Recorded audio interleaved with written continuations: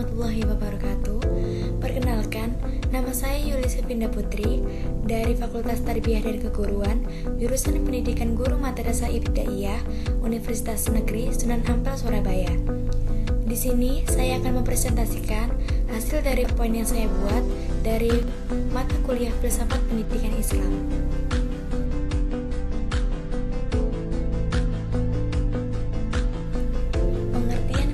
Pendidikan Islam.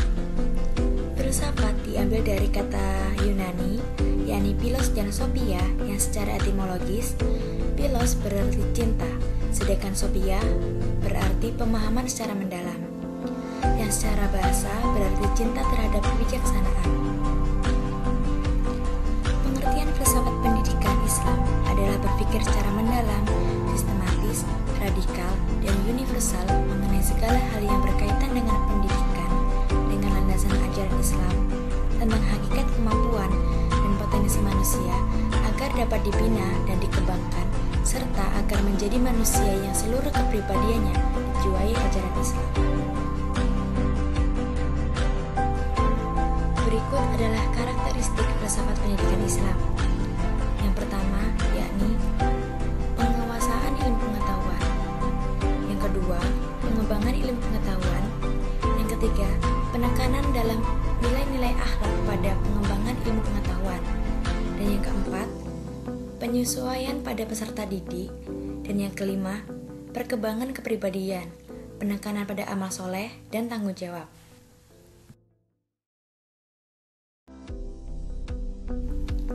Tugas pokok filsafat pendidikan Islam.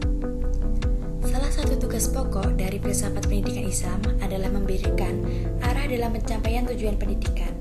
Suatu tujuan pendidikan yang hendak dicapai harus direncanakan melalui kurikulum pendidikan. Oleh karena itu, kurikulum merupakan faktor yang sangat penting dalam proses pendidikan maupun lembaga pendidikan Islam.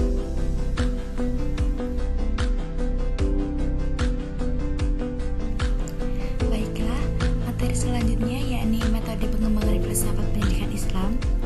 Filsafat pendidikan Islam memiliki dua corak, yakni filsafat bercorak tradisional dan corak kritis. Sebagai suatu metode pengembangan filsafat pendidikan Islam memerlukan 4 hal berikut ini. Yang pertama yaitu bahan-bahan pengembangan. Yang kedua, metode pencarian bahan. Yang ketiga, metode pembahasan. Dan yang keempat, pendekatan.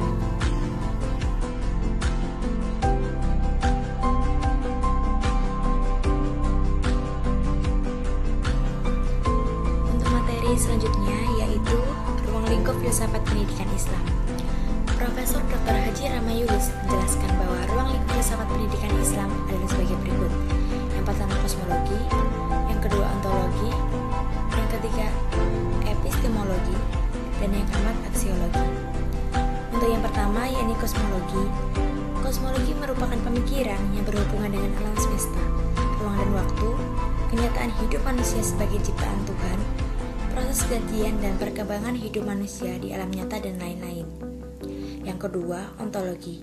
Ontologi merupakan pemikiran tentang masalah asal kejadian alam semesta dari mana asalnya, bagaimana proses penciptaannya, dan kemana akhirnya.